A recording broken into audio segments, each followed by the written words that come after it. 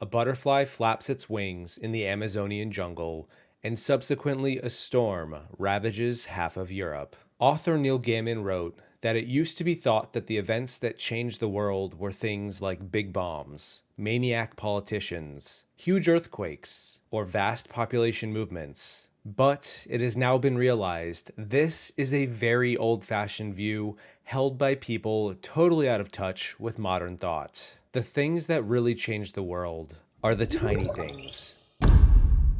Well, Neil, we'll see about that. Internet, I considered titling this video the 5 most important votes in Survivor history. 5 votes that had the largest impact, the largest ripple effect across the entire landscape of the show. I think that topic is quite fascinating to consider, because from day one of Survivor, it's always been the votes that matter most. They are the lifeblood that keeps the game so utterly complicated and endlessly watchable. Whose name is written down the most? Who gets cast out from the tribe? Who is voted for the sole survivor, and why? Who voted for me?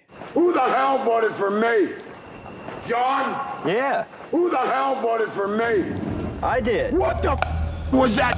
Rupert, chill. It was a single vote. In many cases, it just takes one vote to make the difference. It's that razor's edge that keeps us on the edge of our seats, waiting to see whose name is on the parchment as Jeff flips it over to shock and awe. The reveal, the reactions, the elation and betrayal, ugly victories, beautiful defeats. As far as I'm concerned, it's art. And it starts and ends with a single vote, as each player still in the game walks up to the booth to lay bare their next move. Take, for example, the power wielded in Wu's hands at the final 3 of Season 28 Cagayan. Wu had won immunity and had the sole vote to oust either Tony or Cass. Tony was his closest ally for most of the game, and the two of them worked in lockstep since the merge. Meanwhile, Cass was mostly reviled by the jury, and by all means considered an easy beat. This was a slam dunk of a decision as far as everyone in the audience was concerned, and there's even a scene on the beach as Wu is deliberating between who to vote out that has him telling Cass how clear-cut this decision should be. We got no shot against Tony. Don't let him talk you into it, either. I'd be the stupidest Survivor player taking Tony Leon. And yet, Wu still listens to Tony's pitch right after this. He entertains the guy as he's on his last leg. Tony can feel defeat creeping up behind him. He's pretty much staring it straight in the face at this point. And yet, Tony still tries his best to convince Wu to take him to the final 2 over Cass. Even though Tony led this season with most of the votes, several wild, ingenious moves to get both him and Wu here, Tony was the frontrunner to win, and Wu could sense that. And yet, when Wu had the chance to win $1 million, become the sole survivor by voting out Tony, or all but guarantee that he would be the runner-up by voting out Cass, he let the weight of the world collapse on his shoulders and then cast aside his better judgment to send Cass to the jury. Wu's single vote eliminated Cass, giving her 3rd place, opening the door for Tony to be a Survivor winner. Wu was lambasted by the jury for this decision. Wu was raked over the coals for debatably making the worst move in Survivor history. And yet, Wu still believed it was the right thing to do, the honorable thing to do, maybe even the only thing to do. Tony beat Wu in a final vote of 8-1. He cast a single vote to keep Tony in the game, and he got a single vote from the jury as a reward. Tony returned for an all-winner season 12 seasons later, the prize pot doubling to $2 million. He had one of the biggest targets on his back entering the game, given his reputation, and he did the unthinkable all over again. He won another season of Survivor. The next 2-time champion crowned the king, and a large part of it was thanks to Wu and his single vote. The winner of Survivor Cagayan, Tony. The winner of Survivor Winners at War, Tony. Congratulations, Tony. queen. The same can also be said for the Queen of Survivor, Sandra. On Season 20, Heroes vs. Villains, Sandra entered as a winner of the game amidst an all-star cast of both winners and wannabes, and she nestled in tight inside of a 6-person alliance early in the game. In a tribe of 9, the opposing alliance only had 3 players. Survivor is a numbers game, and 6 is greater than 3, so Sandra should have been sitting pretty. But the funny thing about this game is that tricks can exist up sleeves or in bags, and rabbits can somehow pop out of hats, and the hidden immunity idol makes people do weird things. I mean, it literally negates votes, and the strategy around this mechanic often produces wild results. The plan was simple. Split the vote 3 and 3, and whoever the minority 3 vote for doesn't matter. If an idol is played, we revote, and the day is won. It's foolproof. It's impossible to lose. It is as easy as taking candy from a baby. The plan was simple.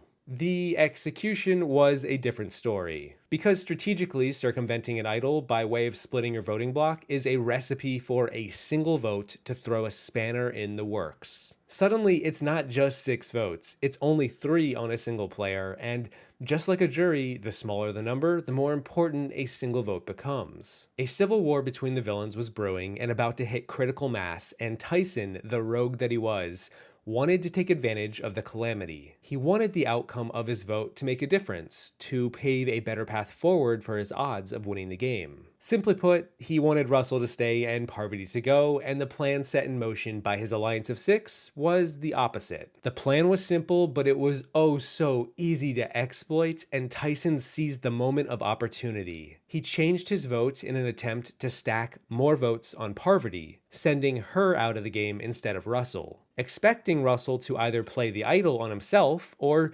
not play the idol at all. At the same time, Tyson's vote could both make a huge difference and not be that important in the end. What's the harm in switching it up? Russell stood up, gave his idol to Parvati, and suddenly Tyson's vote was negated by an idol. So were 3 more from his alliance of 6. And when Russell, Parvati, and Danielle voted together, well, guess who they targeted? The rogue vote who wanted to keep Russell in the first place. By virtue of Boston Rob wearing that immunity necklace, Tyson became the next best target, and his single vote got him voted out, changing the entire direction of the season, and it somehow ultimately led to Sandra, who was no longer safely nestled in this now destroyed alliance of 6, fighting for her life from that point forward, only to then become the first 2-time winner in the show's history. Meanwhile, Rob, Coach, and Tyson were pre-merge boots. Perhaps the plan was too simple. Did Tyson inadvertently create the premise for Redemption Island, South Pacific, and Blood vs. Water? When Russell came and told me that he wanted to vote out Parvati, I thought it was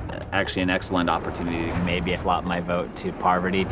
I mean, I want her out. No, not this way. Parvati?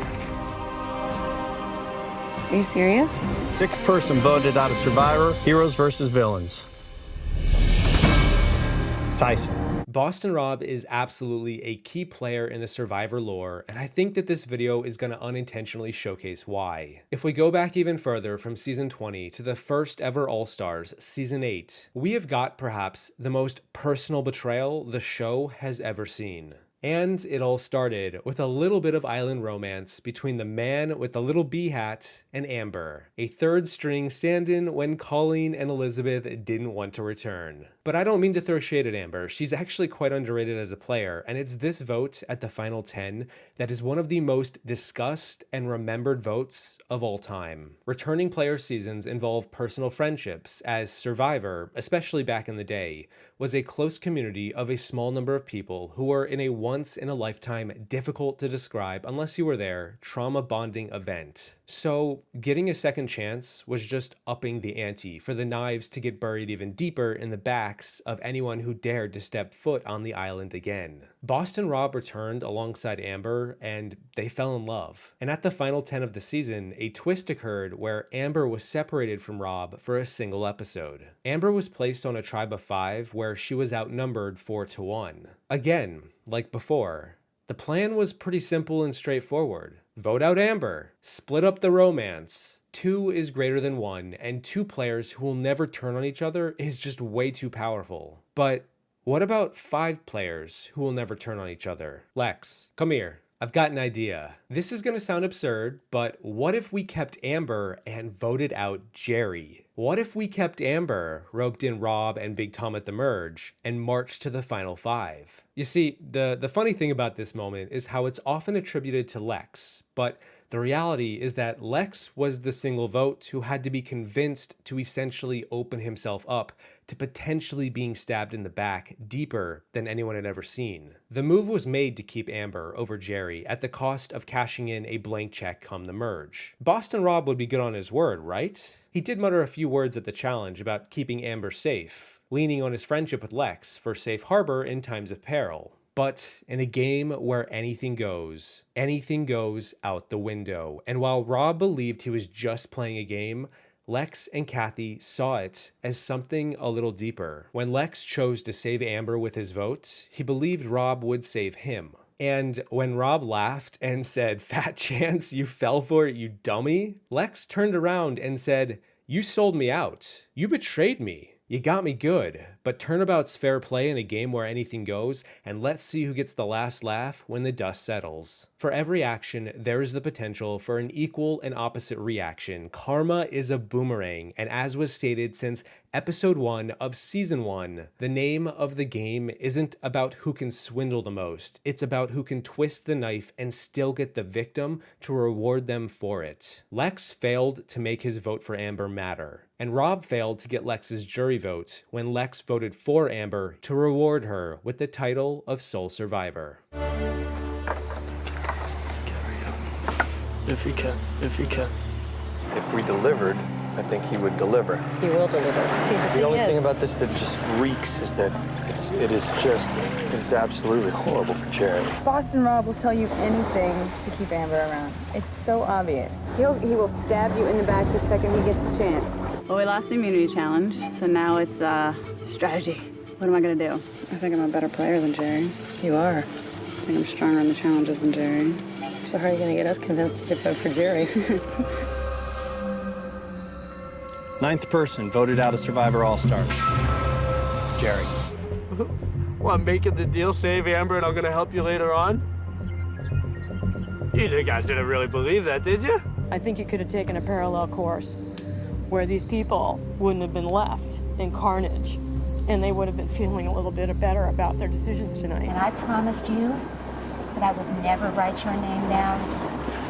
I'm a woman of my word. Karma is a lot of things, and how you treat people matters in a game about people. If you're not likable, you better be respected, and if you're neither of those things, then good luck. It's easy to feel like you're on top, you're invincible, but it's also that same feeling that will often cost you the game, as we've seen time and time again. I kinda enticed him with, if you can do something, I'll take care of you later. But in hindsight, I ultimately didn't get his vote at the end of the day, so some would argue that he had the last laugh. Debatably one of the most historic votes of all time goes to the downfall of the Row24 Alliance on Season 4 Marquesas, in an episode that took place right after Boston Rob was voted out. He didn't matter as much this time, but hey, at least he was there for a minute. The first ever overthrow of the top dogs by the underdogs, proving that it was not only possible, but also really fun to watch happen. For 3 seasons, the players on top, who held the numbers,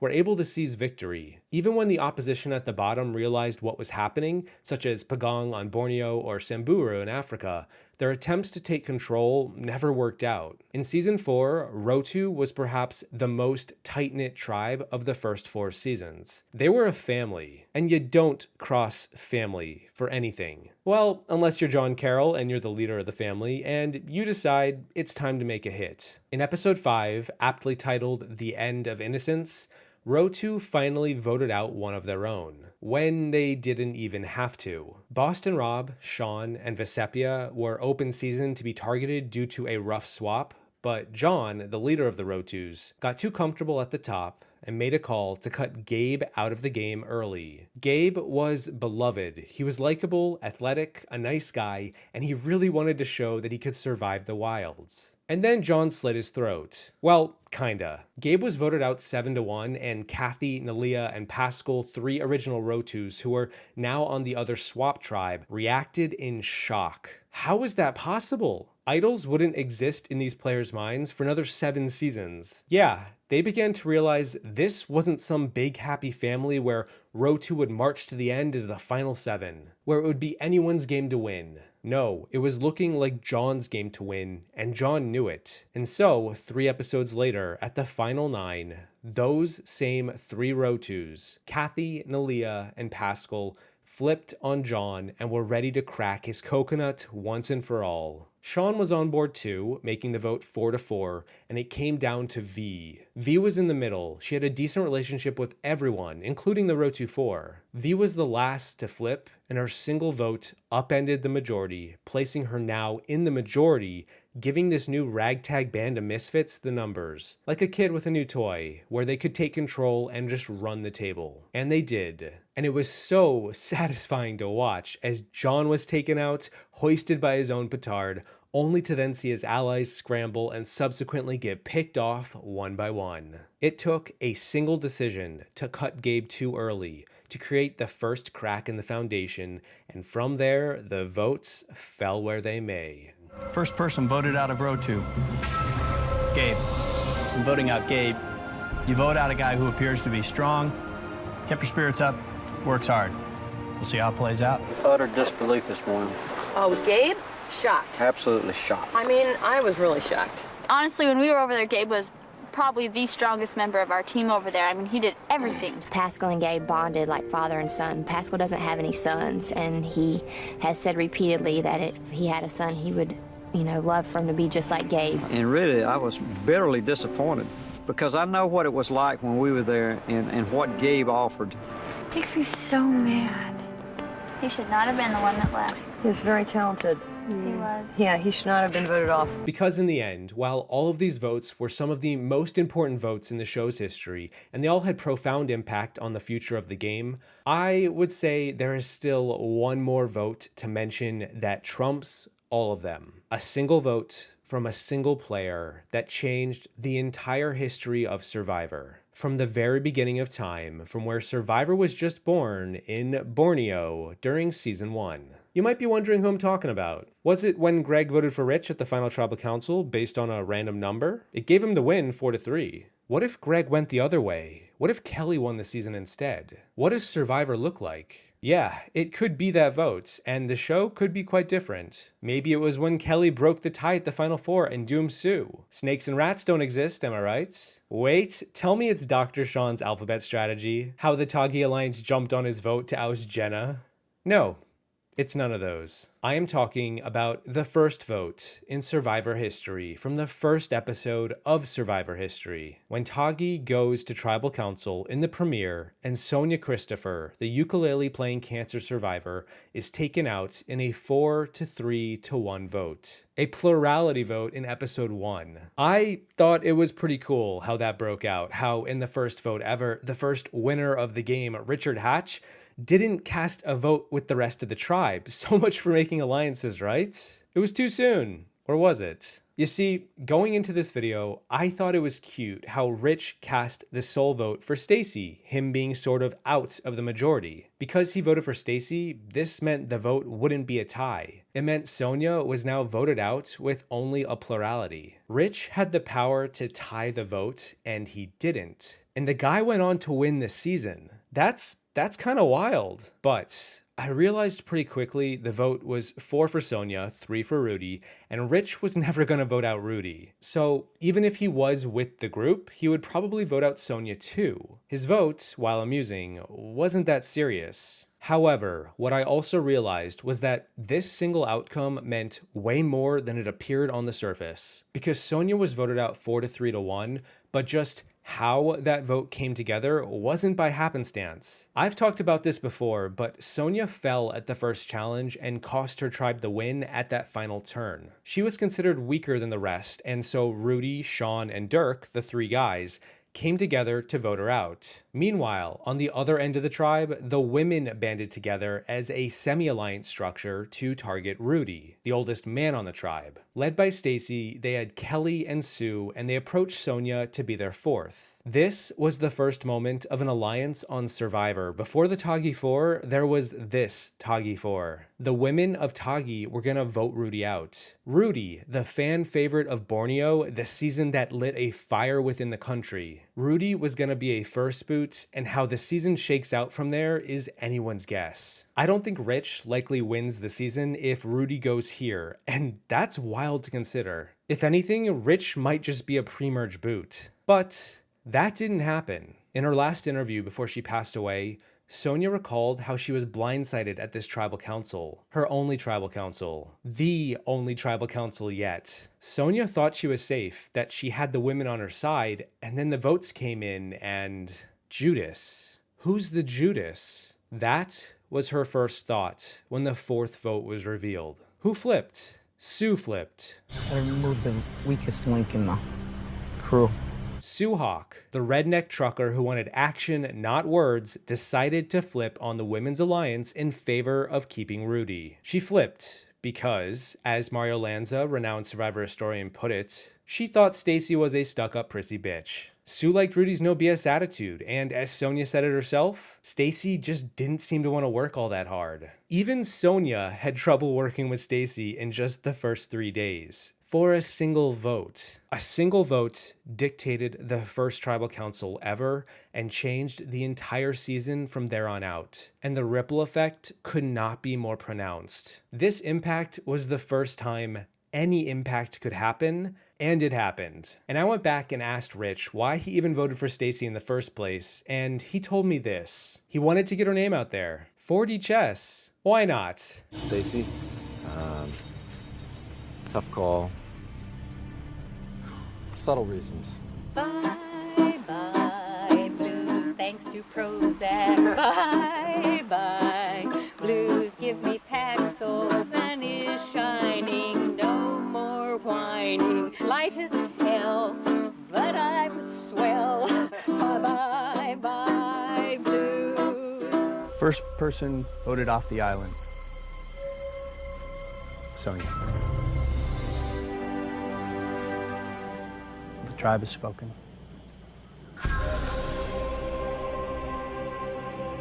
In the end, this was the single vote that changed the entire history of Survivor. And there have been a lot of single votes cast that have had profound results thereafter. So I'm curious to know which other votes would you say could fit this video topic? Which votes made a huge difference on a season or on the show overall? A big thanks to my patrons for supporting me. Thank you all for watching. I hope you enjoyed the video. Don't forget to play that ukulele as hard as you can on your way out. And I will see you in the next one. Once I remember that a truck driver flips her vote in the Malaysian jungle, and subsequently, a reality show takes the country by storm. Hi, Sonia, Survivor #1, Borneo. Well, I may have the dubious distinction of being the first person ever voted off Survivor, but I have not missed one episode watching it in the past 17 years. I've recently turned 80, and I intend to watch the next 17 years of Survivor, and then I can happily hike off to the giant tribal council in the sky. Ooh, I hope they don't vote me off.